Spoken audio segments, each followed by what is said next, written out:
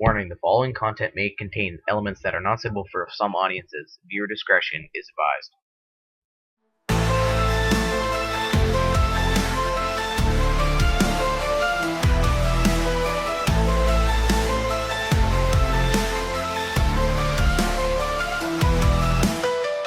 Hey creepy, yeah, that's my style. Creepy crawlers, Kimiko's vibe. We laugh at the dark, find joy in the fears. In a world full of noise, I'm the one you hear. In a smoky room, filled with gloom. Hell is here, podcast doom.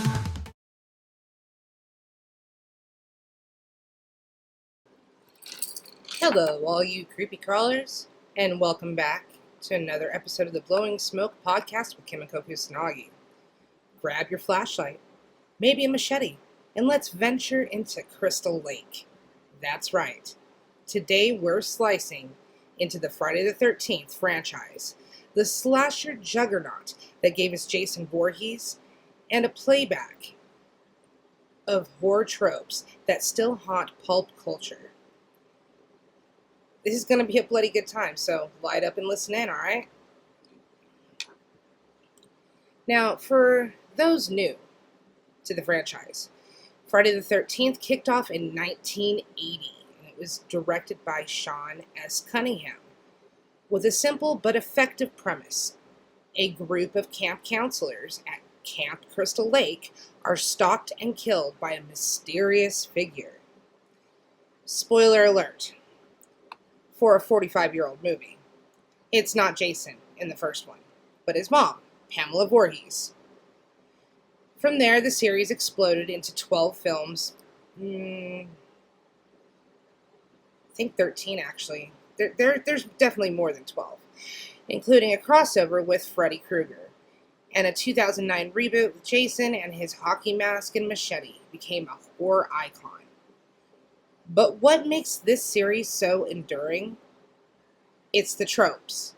These delicious, repeatable patterns that define slashers and their ripple effect on how we tell stories and process fear. So let's break it down. The birth of the slasher trope. So first, let's set the stage.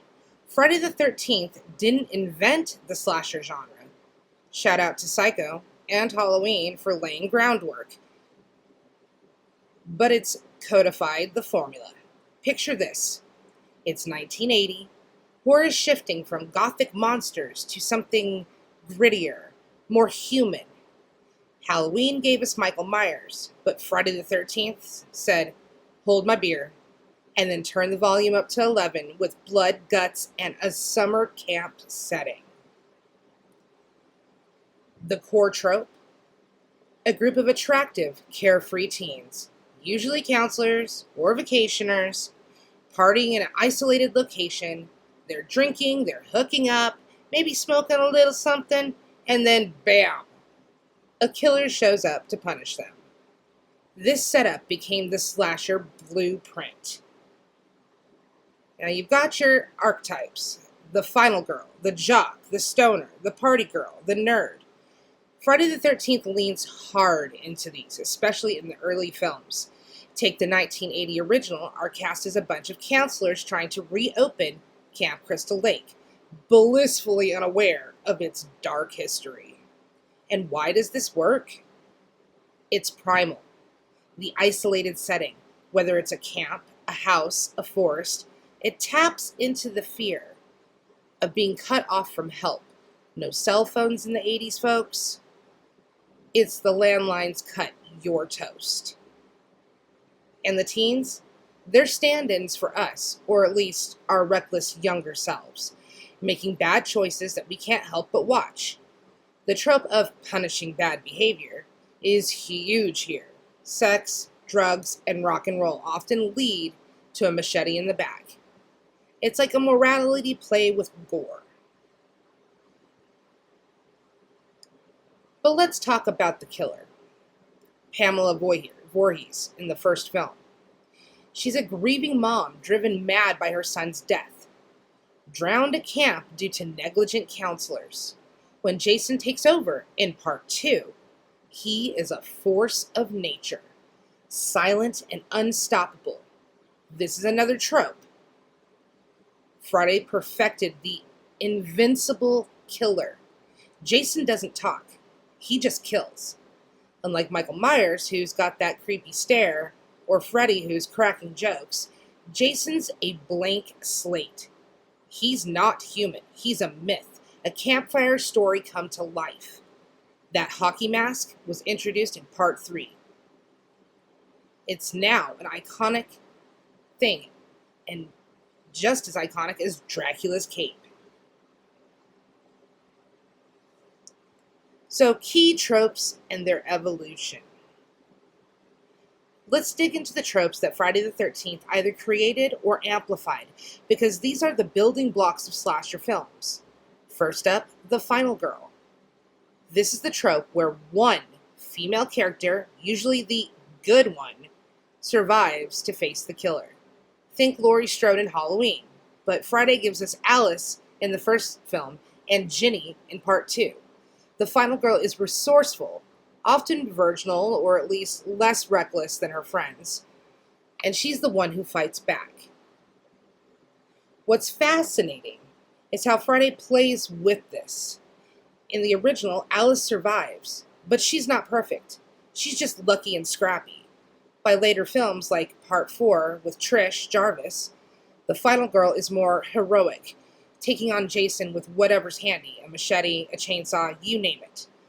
This trope has shaped horror culture, giving us strong female leads who aren't just victims. But it's not without issues. The purity angle can feel like a judgment on women's behavior, which we'll unpack more later.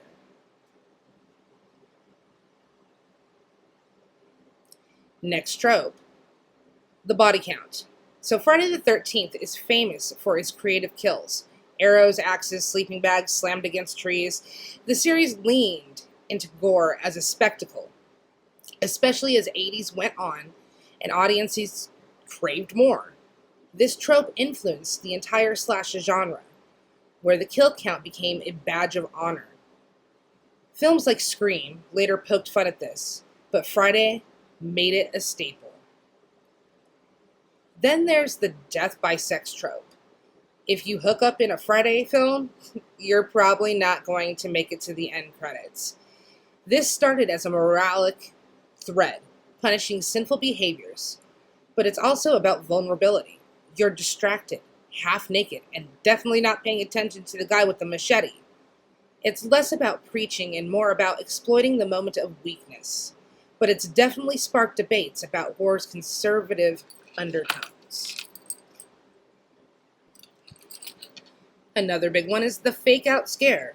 You know, when you think it's Jason basically, but it's just like a cat or something jumping out. Friday loves these. They're cheap but effective, keeping you on edge. And let's not forget about the ki sound effect. So Harry Manfredi's score is a trope in itself, instantly signaling danger. And for instance, the noise, the ki ma ma ma, is actually young Jason's voice looped and, thrown through some stuff saying the ki is the kill and then the ma ma ma is mama. Even though it does kind of sound like cha cha cha ha ha ha instead, but it's really not. So over the series, these tropes evolved. And by the time we get to Jason X, I know, it's still part of it, just chill the fuck out. In 2001, where, yes, he's in space, the franchise is self-aware, almost parodying itself.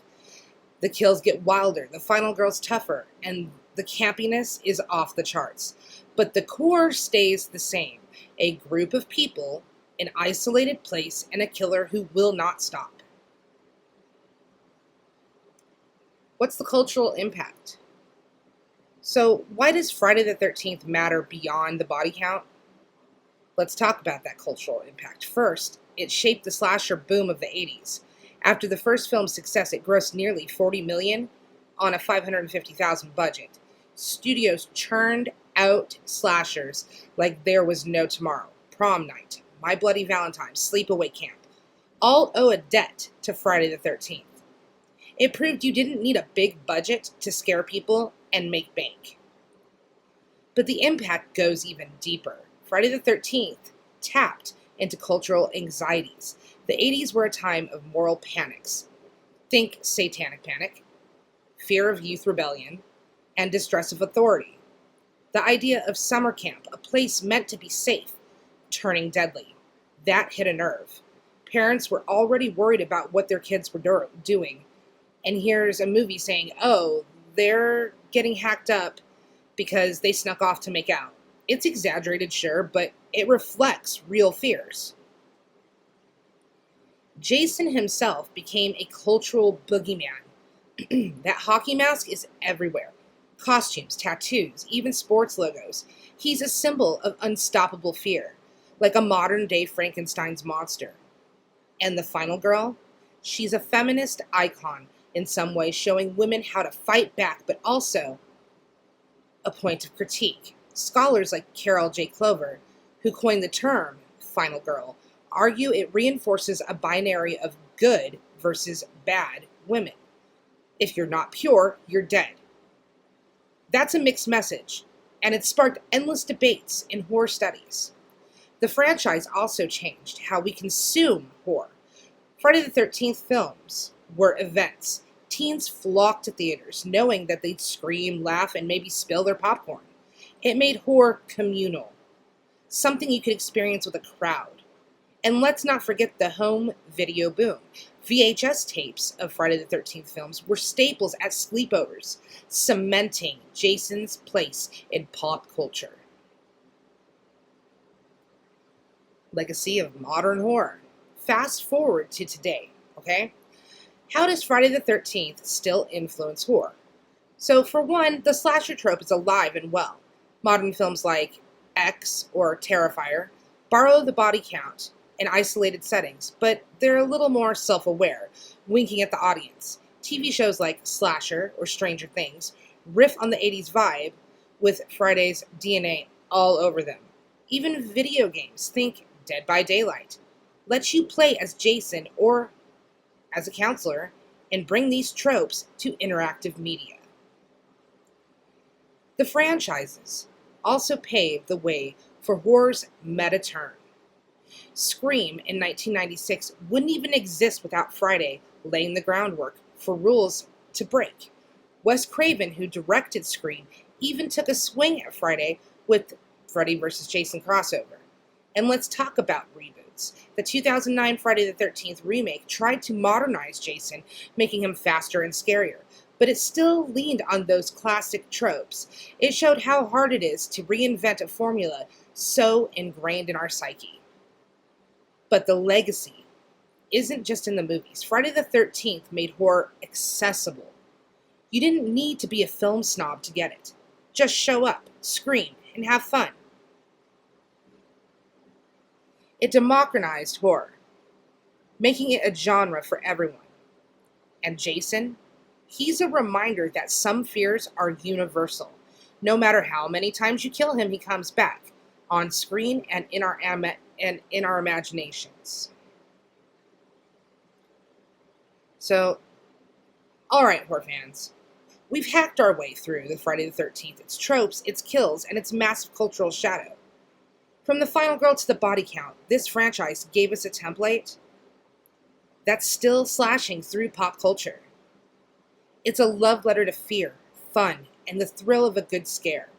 What's your favorite Friday the 13th moment? Is it a kill, a final girl, or maybe it's that Jason X space sequence, which I highly doubt. But if you want to dive deeper, check out Carol Clover's book, Men, Women, and Chainsaws, for more on the final girl. I think next week we might try to tackle the Texas Chainsaw Massacre. But until then, you know what? Keep your campfire lit and your doors locked. And that's it for me. Like, share, and subscribe. And you stay creepy. Like Kimiko Kusanagi. Okay? Bye!